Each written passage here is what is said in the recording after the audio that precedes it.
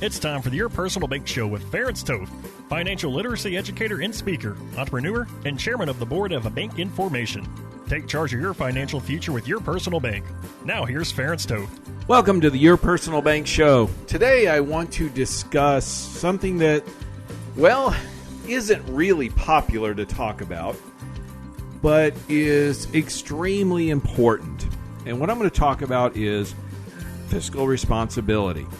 Now, I don't know if I'm going to go down the path many of you think I'm going to go down, so this will be interesting. But the reason why I'm going to talk about this is, and discuss this today is, well, recently Biden just signed the infrastructure bill.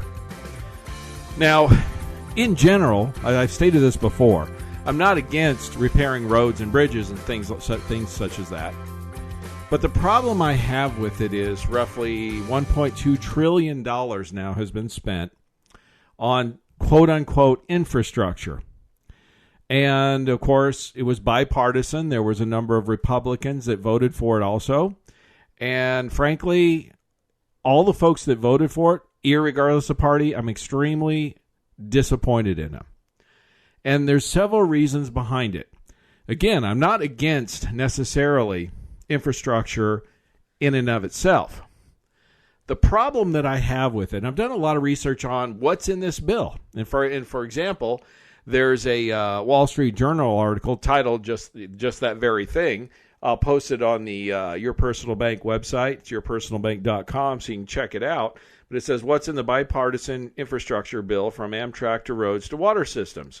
And this is, again, from the Wall Street Journal. And I've researched this in a number of different places, and I feel like I'm a fairly intelligent person.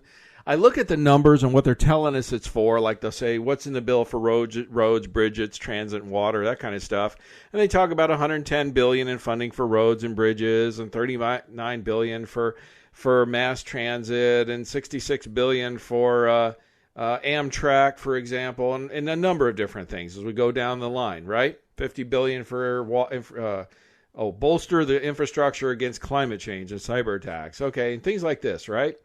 Talks about, there's a bunch of money for broadband internet. In other words, if you're a lower income, you're going to actually get a permanent benefit for high-speed internet access if you're a lower income individual. So basically, we're spending money to make sure people have high-speed internet who are in the are lower income folks.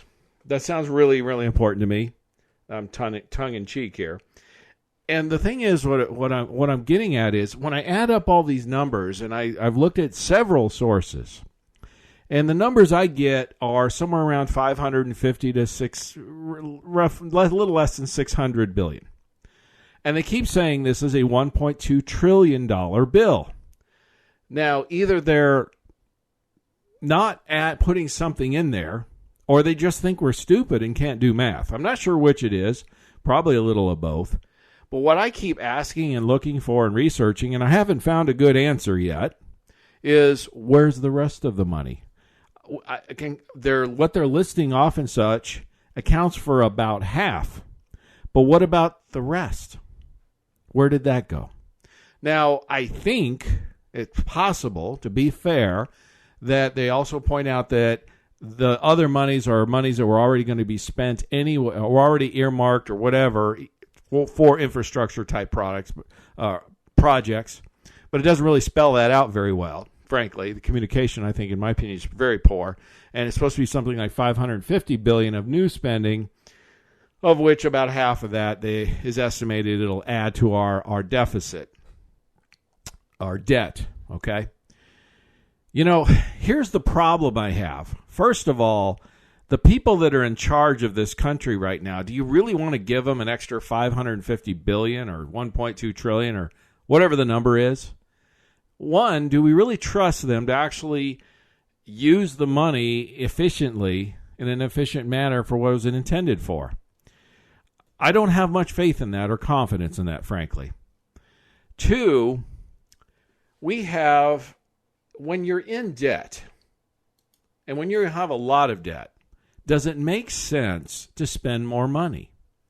And obviously, the answer, of course, is no. You take any household or any business for that matter who has a lot of debt, what's the first thing you have to do? Well, you don't spend more money, right? It doesn't matter really what it's for. So my point is, and I'm looking at the usdebtclock.org. In fact, it's a great place to go if you want to see. It's kind of disheartening a little bit, so a lot of people don't pay attention to it, but it's a real-time counter of what our U.S. debt is, and it breaks it on and the total debt, debt per citizen, debt per taxpayer, and all the unfunded things, all this stuff. It's a real wake-up call to what's really going on in the debt world. What our government is doing with debt. And in fact, I used to show this when I was doing workshops. I would put this up when people, we were getting ready to get started and things like that before we started. And it was interesting, the responses and the comments I would get.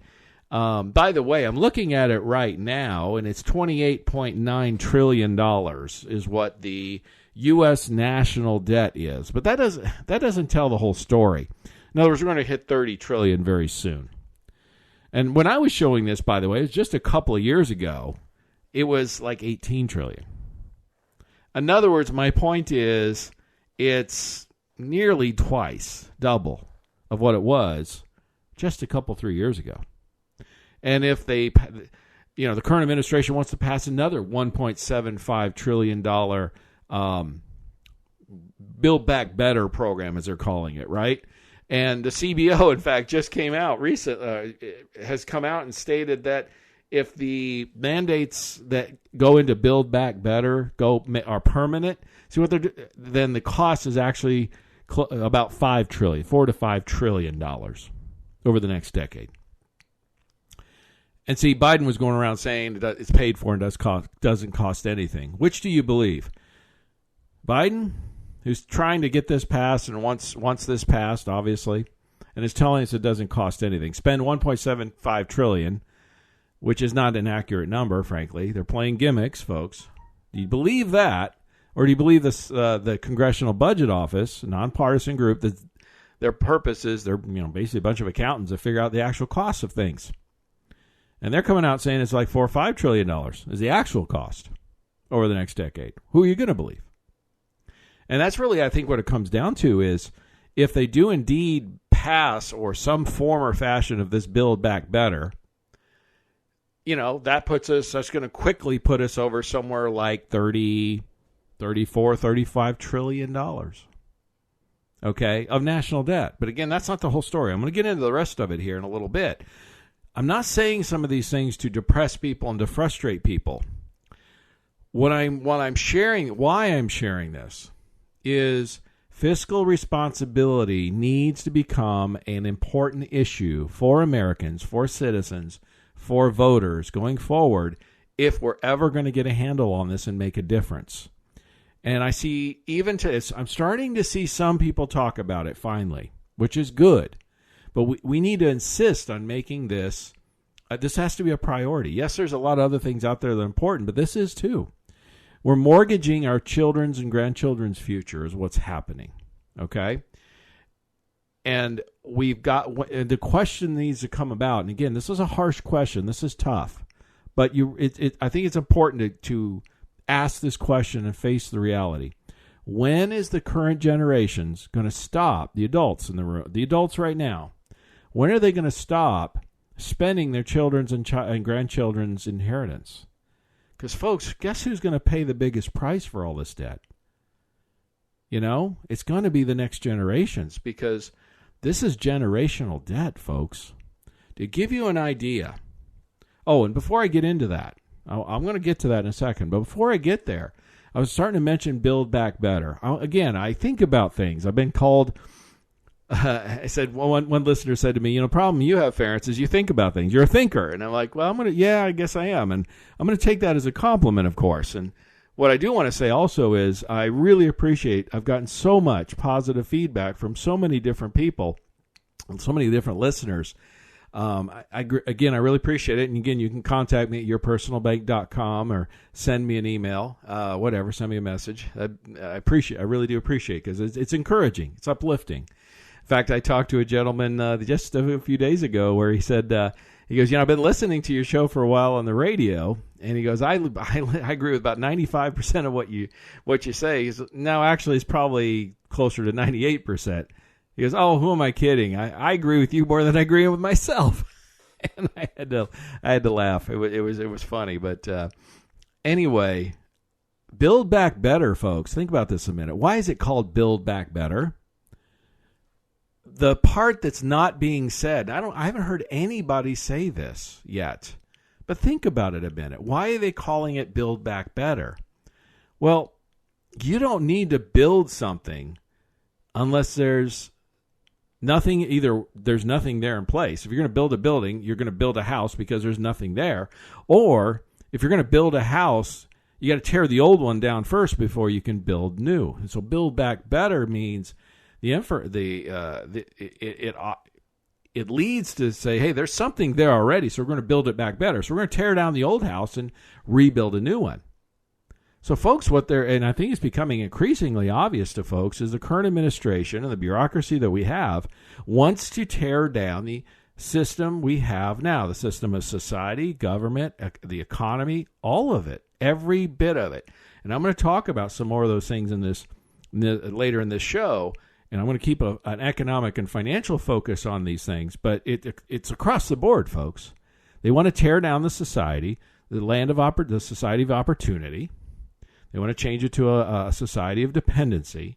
They want to fundamentally change our economy. We've even heard those statements coming out of the White House making about fundamental change.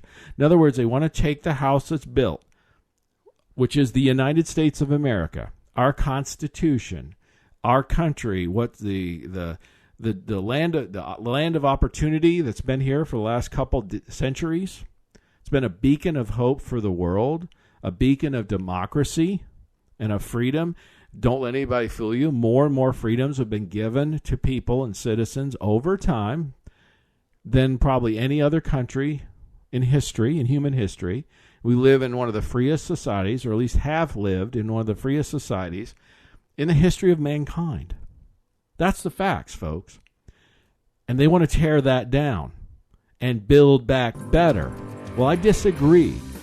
When you have the best system, the freest society, the most powerful, successful economic and freest society in human history ever recorded, and you want to tear that down to something else, how can that be better? That's my point. I'm going to talk more about some of these things in the next segment, so I'm going to really encourage you, and we're going to get into some solutions and some positive stuff, so don't miss it, so stay tuned. For more information on Your Personal Bank, feel free to contact Ference at yourpersonalbank.com.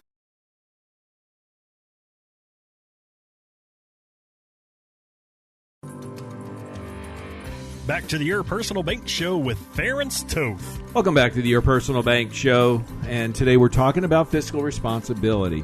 And I know it's not a popular subject, but again, it's one of those things that it needs to become popular. It needs to be common. It needs to be something we demand from our elected and unelected officials in government.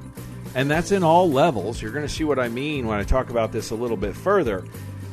But this is something that it will devastate our economy.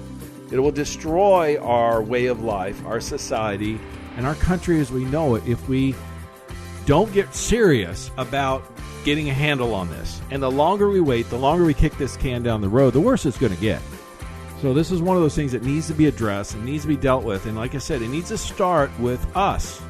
You and I, the American people, need to demand this and make this a key component of what we expect from our elected and non-elected officials.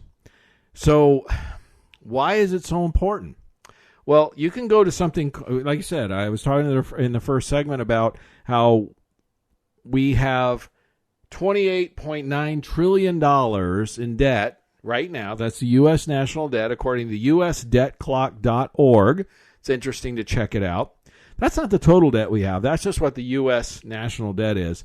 Yet our federal government decided to spend another $1.2 trillion on infrastructure. Look, spending money on infrastructure isn't necessarily all bad, although I still haven't figured out where all the money's going. I haven't figured out where the majority is going to infrastructure, but That's another whole issue, obviously.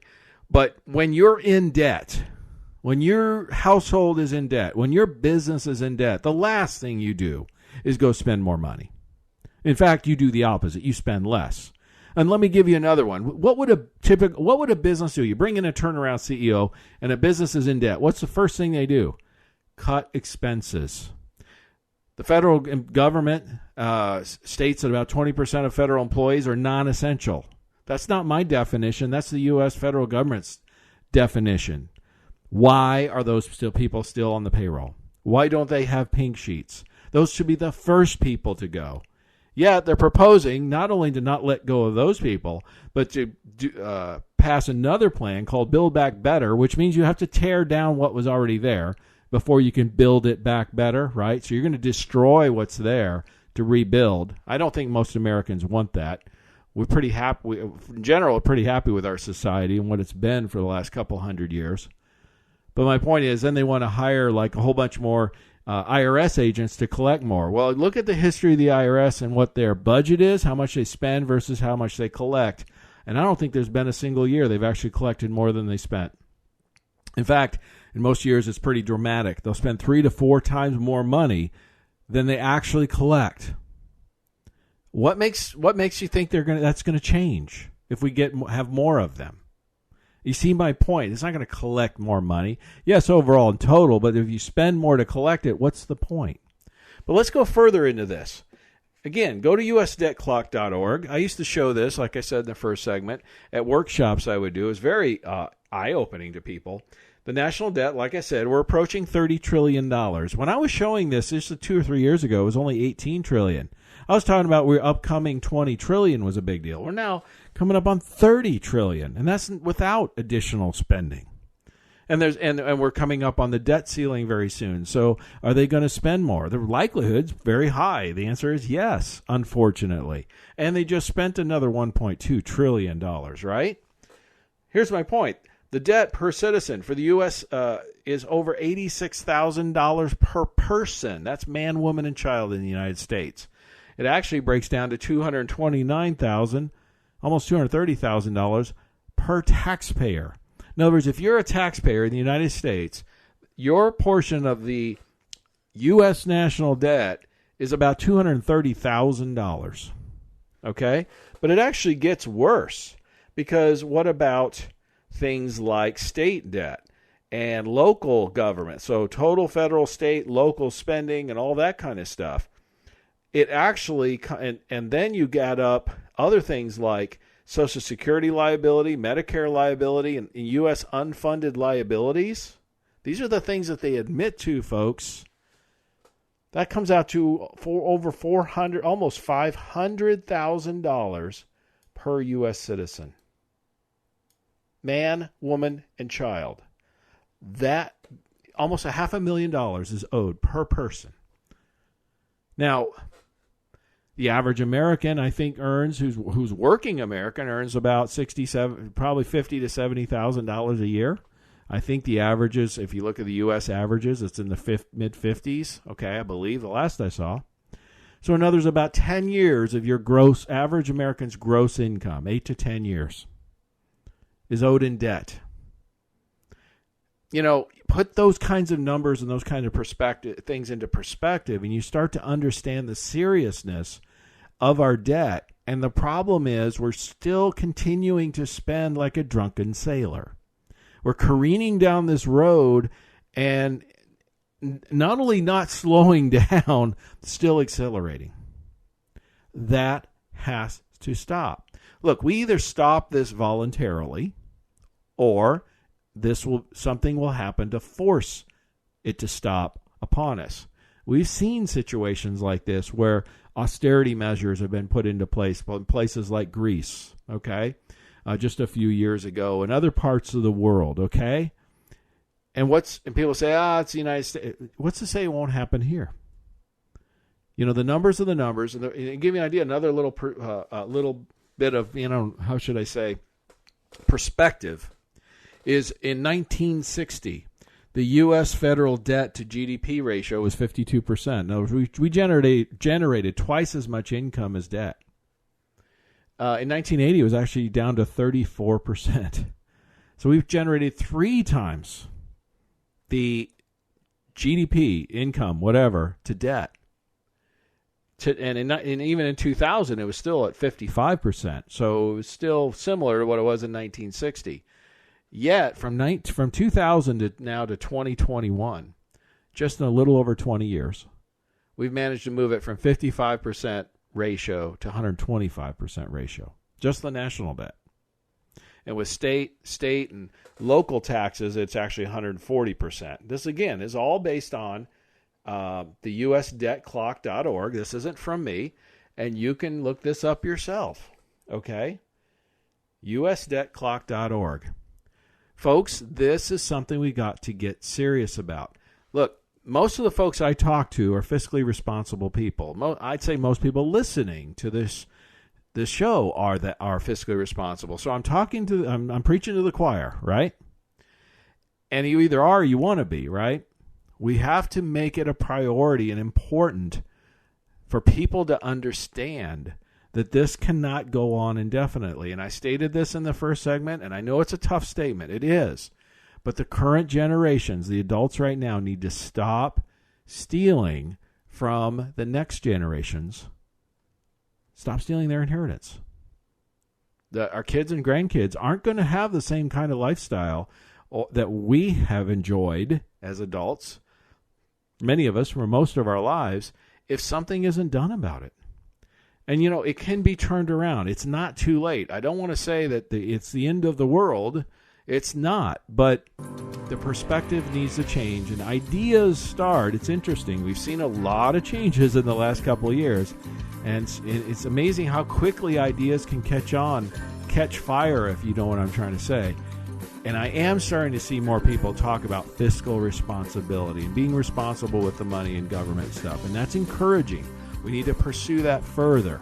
Stay tuned in the next segment. I'm going to talk about some things that we can do individually that helps all this, so don't miss it. For more information on Your Personal Bank, feel free to contact Ference at yourpersonalbank.com.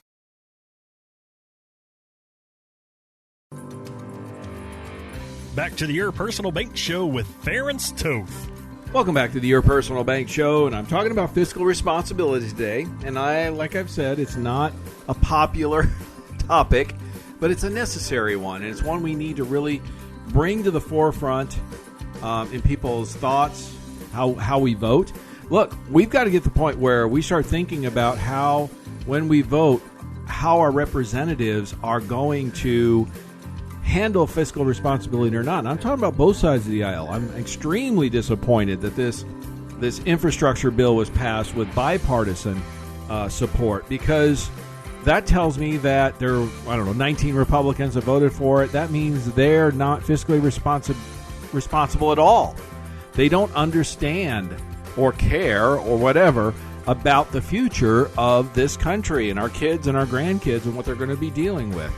When you're almost $29 trillion in debt, you don't spend another trillion. Okay? It doesn't matter what it's for.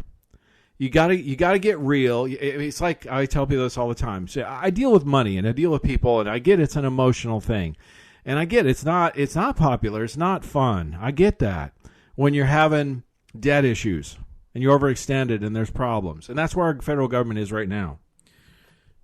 But it's necessary, and the thing is, when I share this with people and I talk to them and they start to change their lifestyle, it's amazing how they gain some freedom when they actually stop overspending, because that's really what happens, right? It gets people in trouble, and it causes a lot of challenges and stress and all that. But it's amazing when they change their lifestyle, how much happier they are when they're spending less. It's many times it's more of an emotional thing, right? And it's a change in habits and those kinds of things, and change in priority. And that's the thing. We got to change our priorities, right? I mean, a good example of that is with this, they're talking about Build Back Better agenda. Remember, Build Back Better means you got to tear down what was there before, which means tearing down our current economy the way it is. And I've got some more information on that. I mean, they're talking about tearing it down to the foundation and starting over, folks, in every aspect. Okay, and here's an example. We should remember recently that Biden was going around saying it won't cost anything. It's paid for. He was actually saying with a straight face that we're going to spend $1.75 trillion, but it doesn't cost anything. It's paid for. The fact that somebody could even say that is a complete joke. The government has no money for starters. Where do they get it from? From taxpayers, or they print it, right? So they don't create money. They don't have any money. So by definition, they're spending it. But the CBO office has come out and said it's going to be much more than that if they make this funding for Build Back Better. It's going to be more like $4 or $5 trillion over the next 10 years, actual cost. Because what they do is they play a game. This is a typical game Washington plays. Is they put these things in place. They have these mandates and they figure out what it's going to cost, and they fund it for a year or 2 or 3. But they expect it to be permanent. But they don't fund it permanently. They just expect future Congress, future people will pay for it. The CBO doesn't play those games. The Congressional Budget Office, they figure out what it's going to cost for the next 10 years. And as they have stated, if they make these things permanent, which is fully the politicians' intentions, it's actually going to cost more like $5 trillion, which means on top of the $29 trillion we owe already. You see my point? It's financially irresponsible, completely irresponsible. And these ideas of these people saying it won't cost anything is beyond financial ludicrous. It's ludicrous, okay? And then when that kind of got laughed at, so to speak, laughed out of the room, because no reasonable person took that seriously. Now the response the White House has is, well, the CBO office doesn't have the experience to weigh in on the aspect. They don't understand how to budget this. So what they're trying to say is, look, we're smarter than the accountants. We're smarter than the CBO. Do you believe that? Well, a lot of folks don't, like a former Obama economic aides, where he warned Democrats about inflation, and he wonders how Biden got it so wrong. And this is Steve Ratner, former economic advisor to President Obama, stating he gave them repeated warnings about, they were saying inflation was going to be much less than it is and last a lot shorter than it has already. They were way wrong about it. And the thing is, he even said, how can an administration loaded with savvy political and economic hands have gotten this critical issue so wrong? I don't think they got it wrong. My point is, I think they knew what they were doing. It's part of building back better. It's part about, which is the other part, is destroying what's here and really rebuilding it, building it back. They knew the effects. They knew inflation was going to be higher, dramatically higher. The steps that they're taking, I believe, my opinion, are intentional. And the statements they make and the actions they take really supports that. So I'm running short on time, so I'm going to, on this segment, so I encourage you to stay tuned in the next segment. If you want to take control of your money, contact me at toll-free 866-268-4422 or yourpersonalbank.com. Stay tuned in the next segment. I'm going to share some more things about what you can do personally. For more information on Your Personal Bank, feel free to contact Ference at yourpersonalbank.com.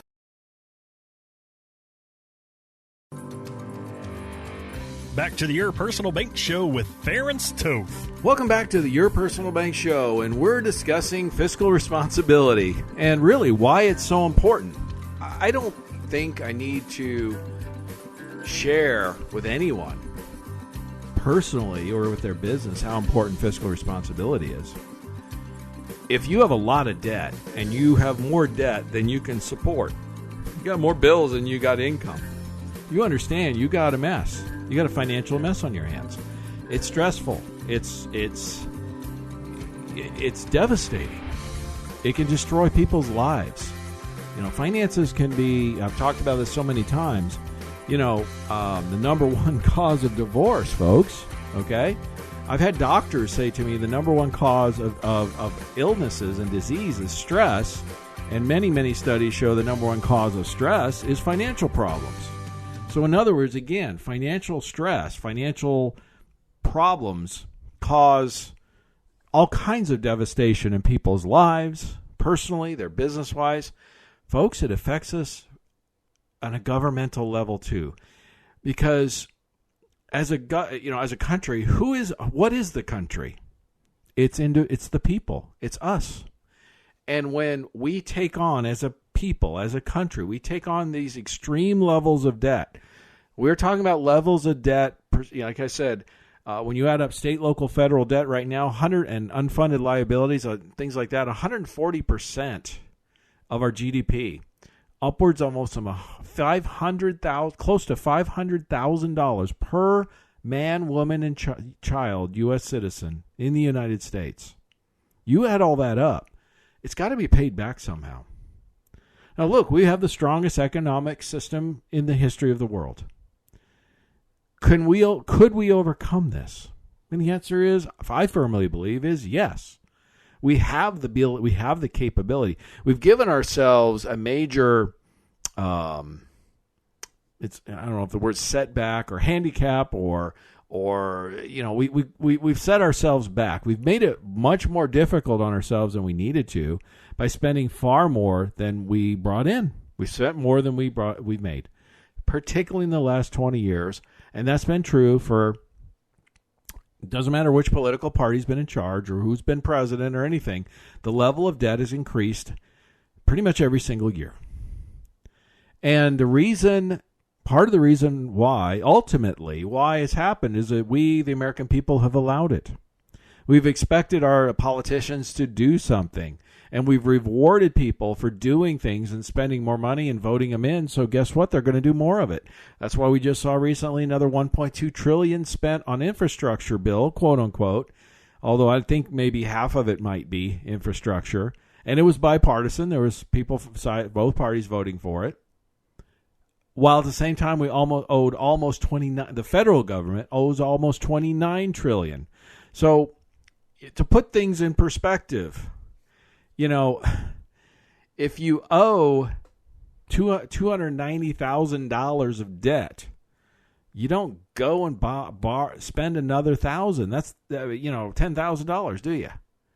That's the and you don't have the ability to pay back the $290,000 right now because you don't have the income to do it. Or if you did, you'd have to severely cut back. It would be drastic, right? So my point is, you owe $290,000 in debt, and you're struggling. You're getting to a point where you're going to start struggling to cover it all. Do you go spend another $10,000? And in effect, that's what our federal government just did, and is talking about spending another $1.75 trillion on top of it. And the debt ceiling is coming up soon, so they're talking about increasing funding. Okay? Folks, we just have to stop. The sooner we stop, the less severe it'll be. The longer we wait, the longer we kick the can down the road, the more severe it will be, the harder it'll be. And, we're really, really doing a disservice to our kids and our grandkids, because if we don't do anything about it, they're going to pay the price. That's the bottom line. This will have to get paid back one way or the other. Hey, like I said, there's the easy way and there's the hard way, right? So my point is, it's so important. And the last thing I want to touch on this is, when you have a Biden going out and saying it won't cost anything, this Build Back Better. Remember, to build back better, first you got to destroy what's there, right? So they're talking about destroying the economy that we have, the very society, the capitalist economic system we have. You have to destroy it to build it back better, right? To something different. And they're saying it won't cost anything, which is a bald-faced lie. The Congressional Budget Office came out and stated if you makes it permanent, it won't cost $1.75 trillion. It's closer to $4 to $5 trillion in the next 10 years. And so the White House response is, well, the CBO doesn't have the experience to be able to figure this out. Really? We all know about the 12-step program. I share this a lot of times with folks when I meet somebody that's got a financial debt crisis on their hands, right?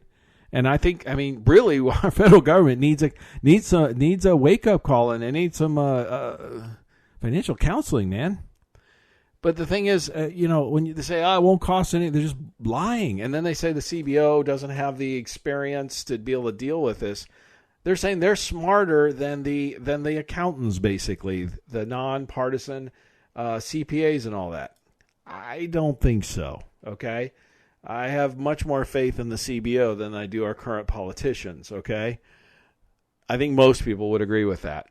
And then on top of that, so in other words, I was starting to say the 12-step program. Well, if you have a drinking or alcohol, you have an alcohol or drug problem, the 12-step program, what is it about? Step one? I've never had that, thankfully, but I think everyone knows step one. First, admit you got the problem, right? So when you have a debt problem, the first step is admitting you've got one. Well, we need to force our politicians to admit that there is a problem before we can fix it. They're at this point still absolutely denying there's even a problem. We need to punish those people and replace them by voting in different people who will exercise some fiscal responsibility, will start to change the narrative and change the tune and change the direction of our country. But let me give you one last one here. Again, still pushing down this path of financial suicide, in my opinion. The White House, there's been a lot of pushback by this latest nominee. Her name is called Saule Omarova, I believe. If I pronounce that incorrectly, my apologies. But it's Saule Omarova, and she has been nominated to lead to be the comptroller of the currency, which is a very important Treasury Department position. Basically, it's a person that regulates all the banks, savings, loans, and all that kind of stuff. And this person was actually just a year or so ago calling for eliminating all banking. She calls banking an asshole industry. That's her quote. And they need to be eliminated. And all demand deposits, which those would be checking and savings accounts, need to be dealt with directly with the Federal Reserve. So notice every local national bank, what she wants to see happen is dissolved, disappear, gone. You deal with the Federal Reserve directly. Does anybody see any problems with that? The Federal Reserve has been out of control now for well over a decade in keeping interest rates, historically low, creating a stock market and real estate bubble, frankly, that we're going to be dealing with that some point in the near future, I believe. The other thing this person, Omarosa, has done, has stated that she wants to see the energy sector go bankrupt because that'll help with climate change. So she wants to destroy two industries, the banking industry and the energy industry. Do you have any idea what kind of economic impact that would have on our country if she was able to accomplish any of that? Folks, and people have been standing up and saying no and pushing back, and yet what does the White House do? Even as of today, while I'm doing this, White House stands by the nominee. This is the most radical, Marxist, frankly, communist. She was actually went to college, got her degree in Moscow. I'm not kidding, the University of Moscow. And she is an avowed communist. And this administration wants a communist to run our banking system, to be in charge of it. And this person has called for the energy business industry, at least the smaller players, to go bankrupt. It's crazy, folks. This is crazy town stuff. And if it wasn't, when I first saw this, I got to admit, I've seen a lot of crazy stuff in this last year and a half or so, as you all have. And when I first saw this headline and saw this about this person, I thought initially it was a joke. It was so crazy. It was unbelievable. But it's not a joke, folks. This is real. And so you need to contact your senator, your congressperson, and tell them flat out, oppose the nomination of Saule Omarova. If you want to have a banking account or checking account or savings account in your bank, because who knows what this person's going to do if they manage to get in there. Now, my theory is the administration knows that this person's probably not going to get nominated because this person is so far left, so far communist, but this is the Trojan horse. In other words, they've done this process for quite some time, and they want a more liberal, more radical, whatever, again, build back better, just in other words, destroy what we have type of person in this position. And instead of coming out with the person they want that can accomplish many of their goals, they recommend or nominate somebody so far out they know they're going to get thrown to the vultures, right? And people are going to get their arms raised and get rid of them. And then they'll be able to bring another person who's not quite as bad as Saul Omarova, but yet would have been more left or radical than what we would have accepted originally. You see what I'm trying to say? So they put this person out. I think she's a Trojan horse, like I said. And a lot of people think that about Biden. And I have a theory. And that theory is this. I've thought long and hard about this, and I have evidence to this theory. And again, this is opinion and my theory. A lot of people have thought about and don't believe that Biden is truly in charge of the country. And I think that's a pretty common belief. And I believe that. I think he's nominally in charge. I believe, and a lot of people say, well, who's really in charge? Is it a group of people, business people, or is it Obama? Is it who is it? And my theory is the person who's actually pulling the strings behind the curtain. It's the Wizard of Oz, folks, right? Who's the person behind the curtains, pulling the levers? Who's really in charge and calling the shots? And I think that person is Bernie Sanders. And here's why. And this is well thought out. Like I said, I'm a thinker. If you remember, when they were running for the Democrat presidential nomination, it was becoming very clear that Bernie was winning the nomination. And by the way, he's an independent. He's an avowed communist. He's state social. He calls himself a democratic socialist. He's an admitted socialist, and he's not even a Democrat. And the Democratic Party realized, hey, if this guy wins, we're going to get slaughtered. There's no way this guy's going to win the general election. He was going to probably get the Democratic nomination, but not the election, the general. So I think they convinced Biden, who is more palatable. Again, that's why people voted for him. He seemed like a nice guy and bring things to normal.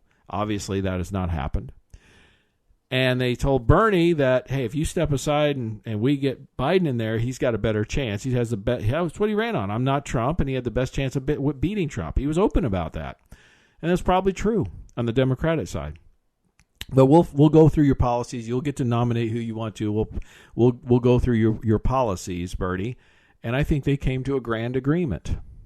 And by the way, my other piece of evidence to this theory is Build Back Better, this bill that they're arguing about right now. Again, destroying what we have to build back something else. Do you know who the author of the bill is? None other than Bernie Sanders. In other words, we're arguing about a bill and potentially voting on a bill that was written by an admitted socialist. You think it's going to have impact on the future of our country? I think so. The key, again, I'm running out of time, so I'm just going to tell you, contact me at toll-free 866-268-4422 or yourpersonalbank.com about what you can do about this. You can reduce your taxes legally still. You can reduce your bank footprint. You can increase your reduce your taxes. You can offset inflation. You can gain more control of your money. You can grow the money, access it, pass it on to your heirs tax-free. All these things are available to you. But you have to contact me to let me help you and show you the directions of what you can do. So again, it's toll-free 866-268-4422 or yourpersonalbank.com. And as always, I'm going to encourage you to stay tuned to the Your Personal Bank show because, wow, we got some stuff ahead of us, and we're going to stay on top of it. So stay tuned and don't miss it. For more information on Your Personal Bank, feel free to contact Ference at yourpersonalbank.com. This show is designed to provide accurate and authoritative information. The presenter and guest on this program do not engage in legal, accounting, or tax advice. Professional advice regarding your situation should be sought if required. Products and riders may have limitations and may not be available in all states. Excessive unpaid loans may affect performance. Distributions may become taxable if not managed properly. Replacements may not be suitable for everyone. There may be charges when replacing coverage. Compare when considering a replacement. Dividend rates and baseline of credit rates may change. Contact yourpersonalbank.com for current rates.